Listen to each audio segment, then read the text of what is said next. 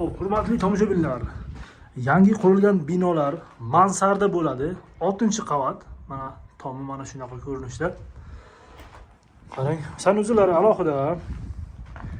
Xo'p, hamma xonada derazalari bor. 2 xonali ekan, полноценный, bittasi oshxona bo'ladi. Mana bu kattarog'ini mehmonxona qilsak, o'rtasini oshxona qilib, ikkala tarafni xona qilsak yoki bitta mana shu kanalizatsiya kelgan xonani oshxona qilib, bu yoqlarni yotoqxona hamda mehmonxona qilib olsak bo'lar ekan. Mansarda arzon narxda, mansarda kerak bo'lsa, aloqa chiqing. Batafsil ma'lumotlarni beraman.